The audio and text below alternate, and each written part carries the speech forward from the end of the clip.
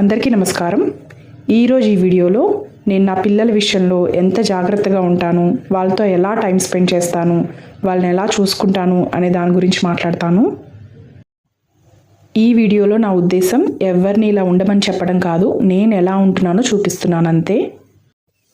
నా జీవితంలో పెళ్ళైన తర్వాత ఒక పక్కన జాబ్, ఇంకో పక్కన ఇల్లు, కుకింగ్, ఇంట్లో పనులు, వీటితో నేను చాలా బిజీగా ఉంటున్నప్పుడు ప్రెగ్నెన్సీ వచ్చింది. ఆల్మోస్ట్ నేను 8th మంత్ వరకు నేను ఆఫీస్కి వెళ్ళాను.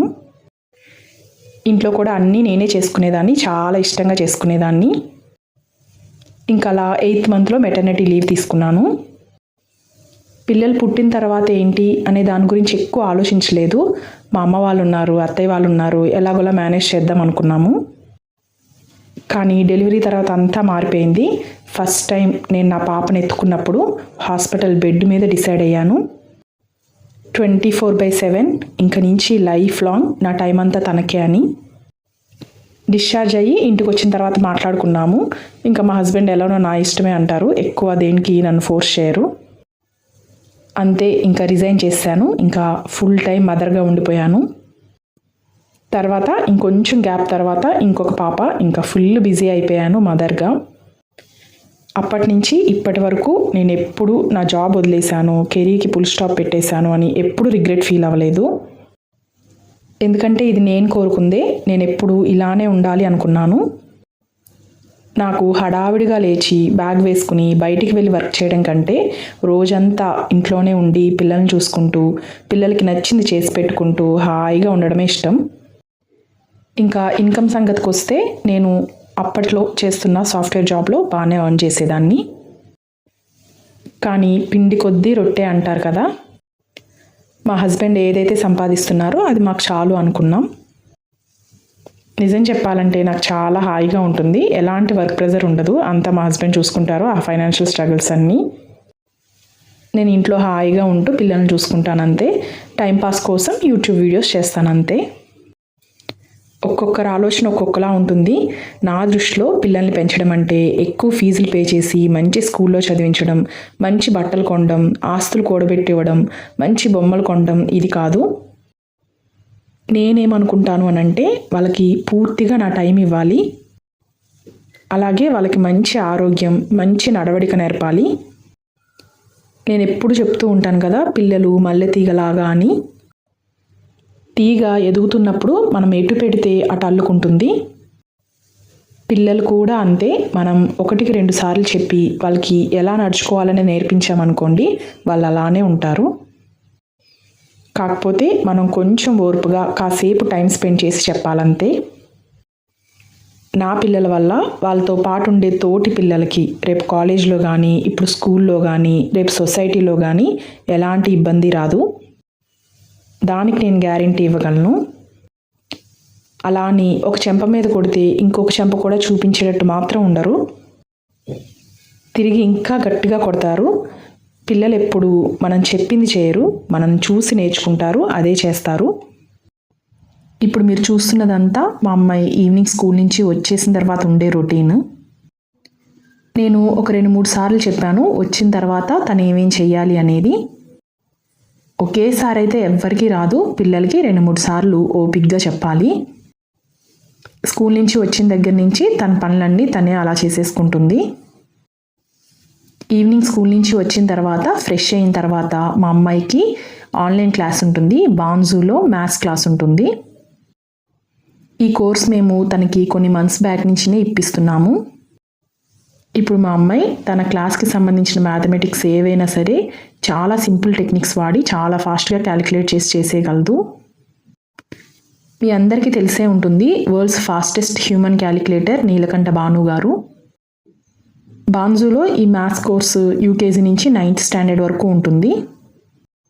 6 కిడ్స్కి ఒకటే టీచర్ ఉంటారు, అంటే ఒక క్లాస్లో 6 మెంబర్స్ మాత్రమే ఉంటారు. అప్పుడు పిల్లలకు కూడా ఈజీగా ఉంటుంది కదా టీచర్స్తో కమ్యూనికేట్ చేయడానికి కానీ, డౌట్స్ అడగడానికి కానీ. వాళ్ళు ఫాలో అయ్యే కరికులం ఏదైతే ఉందో అది కొన్ని ఇయర్స్ నుంచి బిల్డ్ చేసింది. మోర్ దాన్ 80,000 చిల్డ్రన్ 20 కంట్రీస్ నుంచి డైలీ ఆన్లైన్ క్లాసెస్ని అటెండ్ అవుతున్నారు బాన్జూలో. చాలా ఈజీ టెక్నిక్స్ వాడి పిల్లలకి మ్యాథ్స్ అంటే భయం పోగొడతారు. ఈ క్లాసెస్ అటెండ్ అయ్యే పిల్లలు ఎవ్వరూ మ్యాథ్స్ అంటే భయపడరు. చాలా ఈజీగా సింపుల్గా చేసేస్తారు. Can you tell me, can you read it out for me? I am happy. Are you happy? Yes. Okay, great. You should be. Okay, now can you tell me from which direction we have started to read it? From left or from right? From left. From left, right? And we slowly move to the right side. Yes or no? Yes. నేను ఫస్ట్లో ఆలోచించాను, అంటే నేను మా పాపని పక్కన కూర్చోబెట్టుకుని చదివించడం అలవాటు. ఈ ఆన్లైన్లో సిస్టమ్ ముందు ఏం చదువుకుంటుంది, తనకి ఏం అర్థమవుతుంది అని. కానీ ఆ టీచర్స్ పిల్లలతో ఇంటరాక్ట్ అయ్యే విధానం కానీ వాళ్ళు ఎక్స్ప్లెయిన్ చేసే విధానం కానీ నాకు బాగా నచ్చుతుంది. స్క్రీన్ మీద చూసారా, డిఫరెంట్ కలర్స్ వాడుతూ పిల్లలు చాలా ఇంట్రెస్టింగ్గా నేర్చుకుంటారు. Of 45. 5. 5. Now we will take 5 as well and we will multiply it to 5. Okay, what is 5 into 5? 25. 25, right? Now we have two numbers, 20 and 25, right? So in the beginning we had a discussion about operator, right? How we have 4 operators in mathematics, correct? So Yes. similarly, in Bhandu classes also, we use our own operator known as step operator. Okay? Because it looks like steps, right? So here we are going to use our step operator in between. Okay? Now మా అమ్మాయి ఎంత ఇంట్రెస్టింగ్గా ఈ class attend అవుతుందంటే ఒక్కొక్కసారి ఈ school నుంచి వచ్చాక అలసిపోయావు కదా ఈరోజు వద్దులే అని అన్నా కానీ వినదు. లేదు నాకు క్లాస్ కావాల్సిందే అని వెళ్ళి తనే సిస్టమ్ ముందు కూర్చుంటుంది. తను ఆ క్లాస్ మీద చూపించే ఇంట్రెస్ట్, ముఖ్యంగా మ్యాథమెటిక్స్ మీద చూపించే ఇంట్రెస్ట్ బట్టి ఇంకా కంటిన్యూ చేస్తున్నాను ఈ క్లాసెస్ని. వాళ్ళది ఫ్రీ వర్క్షాప్ ఉంటుంది, ట్రై చేసి చూడండి ఒకసారి, మీకు మీ పిల్లలకి నచ్చుతుంది ఖచ్చితంగా. కింద డిస్క్రిప్షన్లో లింక్స్ ఇస్తాను. రిజిస్టర్ చేసుకున్న వాళ్ళలో ఫస్ట్ 50 మెంబర్స్కి 25% డిస్కౌంట్ వస్తుంది.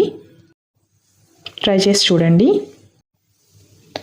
ఇంకా మా పిల్లల చదువు సంగతికి వస్తే నేను 5 ఏళ్ళు వచ్చే వరకు పిల్లల్ని స్కూల్లో వేయను. మా పెద్ద అమ్మాయిని అంతే 5 ఇయర్స్ వచ్చాక డైరెక్ట్గా ఎల్కేజీలో జాయిన్ చేశాము. మధ్యలో ఈ నర్సరీలు, ప్రీ స్కూల్లో ఇవేం ఉండవు. ఇప్పుడు మా చిన్నదానికి 4 ఏళ్ళు వచ్చాయి. 5 వచ్చిన తర్వాత స్కూల్లో జాయిన్ చేస్తాము. కానీ ఇప్పుడు కనిపించిన ప్రతి ఒక్కరూ అడుగుతున్నారు, ఇంకా ఎందుకు స్కూల్కి వెళ్ళట్లేదు మీ చిన్నమ్మాయి అని. అసలు ఎందుకు వెళ్ళాలి అనే దానికి నాకు ఇంకా ఆన్సర్ దొరకట్లేదు. పిల్లలు ఇంట్లో ఉంటే అల్లరి చేస్తారు, కాసేపు అంటే అట్లీస్ట్ హాఫ్ డే అయినా స్కూల్లో ఉంటే కాసేపు ప్రశాంతంగా ఉండొచ్చు తల్లులు అనే ఒక్క రీజన్ తప్పితే నాకు పెద్ద కారణం ఏం కనిపించట్లేదు. పిల్లలు ఎవరికైనా సరే మనం చెప్పింది పూర్తిగా వాళ్ళు అర్థం చేసుకోవడానికి కనీసం 5 సంవత్సరాల వయసు ఉండాలి. వాళ్ళకి ఏది మంచి ఏది చెడు అన్నీ మనం దగ్గరుండి నేర్పించి తర్వాత సొసైటీలోకి పంపించాలి. తల్లికి మించిన గురువు ప్రపంచంలో ఎక్కడా ఎవ్వరికీ ఉండరు. 5 ఏళ్ళు రాకముందు మనం చెప్పినా వాళ్ళకి అర్థం కాదు. ఆ టైంలో వాళ్ళని తీసుకెళ్ళి బయట వదిలేస్తే వాళ్ళు చూసిందే నేర్చుకుంటారు. వాళ్ళకి తెలియదు కదా ఏది మంచో ఏది చెడో. ఇంత చిన్న పిల్లలు స్కూల్కి వెళ్ళిన తర్వాత పక్కన వాడు కొడితే కొట్టడం నేర్చుకుంటారు, గిచ్చితే గిచ్చడం నేర్చుకుంటారు, ఏడిస్తే ఏడవడం నేర్చుకుంటారు, నోట్లో వేలు పెట్టుకుంటే అదే నేర్చుకుంటారు. అయినా పాపం అంత చిన్న పిల్లలు పొద్దున్నే లేచి రెడీ అయ్యి 9 గంటలకల్లా ఆ బ్యాగ్ భుజాన వేసుకుని స్కూల్కి వెళ్తుంటే నేను అస్సలు చూడలేను. నా పిల్లల్ని నేను అలా ఊహించుకోలేను అసలు. ఇప్పుడు మా చిన్నమ్మాయి తనకు నచ్చినప్పుడు లేస్తుంది. ఒకసారి 8 గంటలకు లేస్తుంది, ఒకసారి 9 గంటలకి, ఒకసారి 7 గంటలకి లేస్తుంది. తనకి నచ్చింది ఇంట్లో నేను తినిపిస్తాను. ఈ వయసులో తను స్కూల్కి వెళ్ళి ఏదో నేర్చేసుకుని ఇంకేదో సాధించేస్తుంది అని అనుకోవడం మాత్రం నా దృష్టిలో మూర్ఖత్వమే. ఇంకో సంవత్సరం తర్వాత తనకి ఎలాగో స్కూల్కి వెళ్ళడం తప్పదు, అప్పుడు నేను ఖచ్చితంగా పంపిస్తాను. ఈ లోపు మాత్రం హాయిగా ఇంట్లో ఎంజాయ్ చేస్తుంది. మేము ఈవినింగ్ కాసేపు డాబా పైకి వస్తాము, పిల్లలు కాసేపు ఆడుకుంటారు. పిల్లల కోసమే నేను కొన్ని ఆకుకూరలు లాంటివి పైన టెర్రస్ పైనే పండిస్తాను. నేను వాటిని కాసేపు చూసుకుంటాను. కొన్ని చీడపీడలు అవి వస్తూ ఉంటాయి కదా, నేను ఎలాంటి ఎరువులు మందులు ఏవి వాడను. ఇంట్లో మా ఫుడ్ వేస్ట్ నుంచి మాత్రమే కంపోస్ట్ చేస్తాను, అది మాత్రమే వేస్తాను. చాలామంది ముందు వీడియోస్లో ఈ మొక్కలన్నీ చూసి మీది ఓన్ హౌసా అని అడుగుతున్నారు. లేదండి, మాది రెంట్ హౌసే. మా ఓనర్స్ మంచి వాళ్ళు కాబట్టే నేను ఇవన్నీ పెట్టుకోగలిగాను. స్లాబ్ కూడా ఎలాంటి ఇబ్బంది రాకూడదని చెప్పి నేను ప్రతి కుండి ఒక స్టాండ్ మీదే పెట్టాను. మంచి వాళ్ళే కదా, మనకు తెలుసు కదా, ఏమనర్లే అని మేము అజాగ్రత్తగా ఉండము. నేను తీసుకోవాల్సిన జాగ్రత్త నేను ఖచ్చితంగా తీసుకుంటాను. ఇప్పుడు వర్షాకాలం కదా, వర్షాలు పడుతున్నాయి, ఆకుకూరలు బాగా వస్తున్నాయి. ఇప్పుడు ఊరికే సరదాగా చూపిస్తాను ఏమేమి ఉన్నాయి అని. ఇదేమో వామాకు, పిల్లలకి దగ్గు జలుబు వచ్చినప్పుడు కషాయం చేసిస్తాను. ఇంకా ఇదేమో పునర్నవ అంటారు, ఆకుకూరలాగా మనం పప్పులో అవి వేసుకోవచ్చు. ఇదేమో పచ్చిమిర్చి చెట్టు, నేను వేయలేదు కానీ నేను ఆకుకూరల వరకే అని పెట్టుకున్నాను అంతా. కాకపోతే కంపోస్ట్ నుంచి వచ్చింది, చాలా పెద్దగా అయిపోయింది. పచ్చిమిర్చి కూడా బయట పురుగు మందులు ఎక్కువ వాడతారు. ఏదో వచ్చింది కదా అని ఉంచాను, ఇప్పుడు బోలెడని కాయలు కాస్తుంది ఇది. ఈ పచ్చిమిర్చి పక్కనున్నదేమో తీగ బచ్చలి, దేశవాళీ రకం ఇది. ఇది చాలా రేరు, దొరకదు, ఆకు చిన్నగా ఉంటుంది. ఈ పక్కనున్నదేమో చిలకడ దుంప, నేనే కావాలని చిలకడ దుంపల్ని మట్టిలో నాటాను. చాలామందికి తెలీదు, చిలకడ దుంప ఆకు చాలా మంచిది, పప్పులో వేసుకోవచ్చు, చాలా రకాల న్యూట్రియంట్స్ ఉంటాయి. ఇంక ఇదేమో మా అందరి ఫేవరెట్ గోంగూర. ఇప్పుడు వర్షాలకి బాగా వచ్చింది. ఈ గోంగూరని ఒక్కొక్క మొక్కని ఇలా ఒక్కొక్క కుండీలో నాటాను, బాగా గుబురుగా వస్తుంది. ఇది కూడా గలిజేరే, పునర్నవ అని అంటారు. తెల్ల గలిజేరు, ఎర్ర గలిజేరు రెండు ఉన్నాయి దీంట్లో. ఇంకా ఇటువైపు కూడా కొన్ని గోంగూర చెట్లు ఉన్నాయి. ఇంకా ఇదేమో పొనగంటాకు, పోయిన కంటి కూర అని కూడా అంటారు. పిల్లల కంటి చూపుకి ఇది బాగా పనిచేస్తుంది. ఇంకా దీంట్లో ఉన్నది ఇంకొక రకం బచ్చలు. ఇవి కొద్ది కొద్దిగా వస్తే ఒక్కోసారి అన్నీ కలిపి వండేస్తాను నేను, పప్పులో కానీ దేనిలో అయినా. ఇదేమో తోటకూర, నేను వచ్చిన తర్వాత వేసాను గింజలు. ఇవి సెలవుల తర్వాత బాగానే వచ్చింది ఇది, ఈ రెండిట్లో వేశాను. ఇంక ఇదేమో పుదీనా. ఇంక ఈ పక్కన ఉన్న ఈ రెండు పెద్ద టబ్స్లోనేమో పాలకూర వేశాను, నిన్నే కోసాను. ఇంక ఇంకోటి కూడా గోంగూరే. గోంగూర నేను ఎక్కువే వేశాను, మా ఇంట్లో అందరం ఇష్టంగా తింటాము. ఇంకొక టబ్లోనేమో ఎర్ర తోటకూర వేశాను, ఇది కూడా వచ్చింది, రేపు ఎల్లుండో కొయ్యాలి ఇది కూడా. ఇంకా ఇదేమో స్ప్రింగ్ ఆనియన్, ఏదైనా నాన్ వెజ్ కర్రీస్లో కానీ పిల్లలకి ఫ్రైడ్ రైస్ లాంటివి చేసినప్పుడు వేస్తూ ఉంటాను దీన్ని. చూడ్డానికి ఇప్పుడు బాగా కనిపిస్తున్నాయి కానీ ఈ మొక్కలు పెట్టడం కోసం నేను ఎంత కష్టపడ్డానో అది నాకు మాత్రమే తెలుసు. ఈ కుండీలు కానీ దీంట్లో ఉండే మట్టి కానీ 2 ఫ్లోర్స్ పైకి మోసుకురావాలి. ఈ పాట్స్ కింద ఉండే స్టాండ్ కూడా నేనే తయారు చేసుకున్నాను. పోయినసారి ఒక వీడియోలో చూపించినట్టున్నాను, మా అత్తగారు వాళ్ళ ఇంట్లో పాత పైపులు ఏవో ఉంటే వాటిని కట్ చేసి నేనే ఇలా స్టాండ్స్ లాగా చేశాను. ఎందుకు ఇంత కష్టపడాల్సిన అవసరం ఏంటి అని మీరు అనుకోవచ్చు. బయట పురుగు మందుల వాడకం ఎక్కువైపోయింది, మోతాదుకు మించి వాడాల్సిన దానికంటే ఎక్కువ వాడుతున్నారు. వాటి వల్ల ఇప్పటికేమో కానీ ఫ్యూచర్లో పిల్లలకి ఎలాంటి ఇబ్బందులు వస్తాయి అనేది ఎవ్వరం గెస్ చేయలేము. మిగతా కూరగాయలు అనుకోండి ఎలాగోలా కడిగి వాడుకోవచ్చు, ఉప్పు, బేకింగ్ సోడా వేటిలో కడిగినా సరే కొంతవరకు పురుగు మందులు పోతాయి. కానీ ఈ ఆకుకూరలకైతే ఆకులపైనే స్ప్రే చేస్తారు కాబట్టి మనం ఎంత క్లీన్ చేసినా సరే చాలా వరకు దానిలో ఉండిపోతాయి. మనం ఏదైతే ఆరోగ్యం అని తీసుకుంటున్నామో ఈ ఆకుకూరలకి పురుగు మందులు ఎక్కువ వాడతారు. అందుకనే పిల్లల కోసమే కొంతైనా సరే ఆకుకూర పైనే పండిస్తున్నాను నేను. మంచి ఆకుకూర వారానికి ఒక్కసారి తిన్నా చాలు అని. తల్లిదండ్రులకి ఎప్పుడు పిల్లల కోసం ఎంత కష్టపడినా సరే ఇష్టంగానే ఉంటుంది కదా.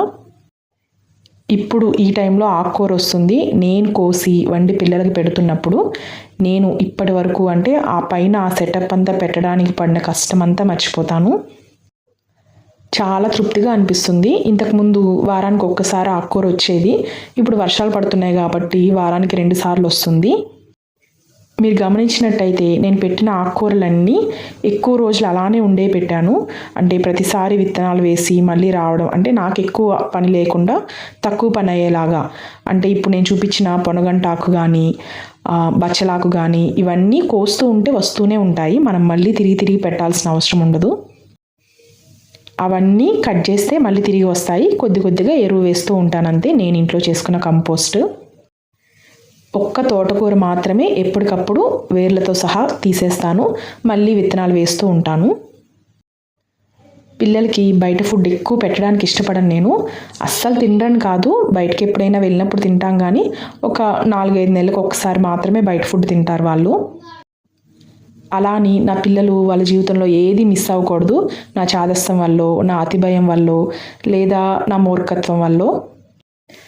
బయట దొరికే అన్ని రకాల ఫుడ్ నేను ఇంట్లోనే చేసి పెడతాను.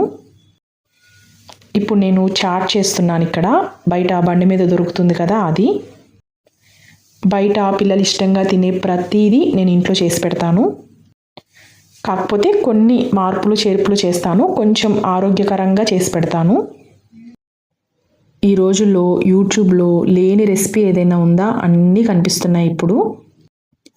ఈ యూట్యూబ్లో అవి లేని రోజుల్లోనే మా అమ్మ పక్కింటి వాళ్ళనో ఎదిరింటి వాళ్ళనో ఎవరినో ఒకరిని కనుక్కుని అన్ని రకాలు మాకు చేసి పెట్టేవాళ్ళు. అందుకే ఇప్పుడు ఆరోగ్యంగా ఉన్నామేమో. ఇప్పుడు అంతా తెలిసి అన్నీ మనకు అందుబాటులోనే ఉండి కూడా ఇంకా చెడ్డది అని తెలిసి కూడా ఎందుకు బయట ఫుడ్ పెట్టాలి అనేది నా ఉద్దేశం. కాకపోతే బయట దొరికేవన్నీ మనం ఈజీగా ఇంట్లో అయితే చేయలేము, కొంత సమయం ఇవ్వాలి వాటికి. నాకు కుకింగ్ అంటే కూడా ఇంట్రెస్టే కాబట్టి నేను ఇవన్నీ చేయగలుగుతున్నాను. మా ఇంట్లో వాళ్ళందరికీ బయట ఫుడ్ ఇష్టమే, ఇష్టం లేదు అని కాదు, కాకపోతే అది చెడ్డది, మనకు మంచిది కాదు అని తెలిసినప్పుడు మనల్ని మనం నియంత్రించుకోవాలి, పిల్లలు కూడా అలవాటు చేసుకోవాలి అది. ఇవన్నీ ఒకేసారి నేర్చుకోలేదు నేను, బయట దొరికేవన్నీ ఇంట్లో ట్రై చేసిన వెంటనే కుదరవు కూడా. 2-3 సార్లు ఫెయిల్ అవుతాయి కొన్ని రెసిపీస్, కొంచెం ఓర్పుగా నేర్చుకోవాలంతే. మా అమ్మాయికి స్కూల్లో ఇచ్చే హోంవర్క్స్ అన్నీ ఇంట్లో నేనే కూర్చోపెట్టి చేయిస్తాను. నేను చదువు జ్ఞానం కోసం మాత్రమే అని నమ్ముతాను. ఒక నానుడు ఉంటుంది, పిల్లల్ని కనగలం కానీ వాళ్ళ తలరాతలను కనలేము అని. వాళ్ళ ఫ్యూచర్లో ఏమవుతారు అనేది మనం ఎవ్వరం ఎప్పుడూ డిసైడ్ చేయలేము. మా అమ్మాయి ఎప్పుడు ఫస్ట్ ర్యాంక్ రావాలని మాత్రం నేను చదివించను, ఎప్పుడు అసలు మార్కుల గురించి ఆలోచించను, తనకి ఎన్ని మార్క్స్ వచ్చాయని కూడా నేను ఎక్కువ పట్టించుకోను. తనకి టెక్స్ట్ బుక్లో ఉండే సబ్జెక్ట్ ఏదైతే ఉందో అది అర్థమైందా అనేది మాత్రమే చూస్తాను, వివరించి మరీ అన్నీ ఎక్స్ప్లెయిన్ చేస్తాను క్లియర్గా. తన ఏజ్కి తగ్గట్టు, తన స్టాండర్డ్కి తగ్గట్టు చదవడం రాయడం వస్తే చాలు. కానీ తను బాగానే చదువుతుందిలేండి, ఒక 70 to 80% వచ్చేలాగా చదువుతుంది ఎప్పుడు. చాలా అది నాకు. నేను అన్నా ఫస్ట్, గుడిగుడి గుంచెంగుల్లో రాగం పాములు పట్నం పటికి బెల్లం సూదికాల దారం కావాలా. గుడిగుడి గుంచెంగుల్లో రాగం పాములు పట్నం పటికి బెల్లం సూదికాల దారం కావాలా. నీ చేతులు పిల్లిని ఎక్కడి వరకు తోలొచ్చావు? చెరువేమిచ్చింది? నీళ్ళేం చేసావు? మొక్కలేమిచ్చినాయి? పువ్వులేం చేసావు? అత్తేమిచ్చింది? పేనేం చేసావు? గడపేమిచ్చింది? కట్టెలేం చేసావు? పొయ్యేమిచ్చింది? బూడిదేం చేసావు? దిబ్బేమిచ్చింది? గడ్డేం చేసావు? ఆవేమిచ్చింది? పాలేం చేసావు? నాకు కొంచెం పెట్టవా?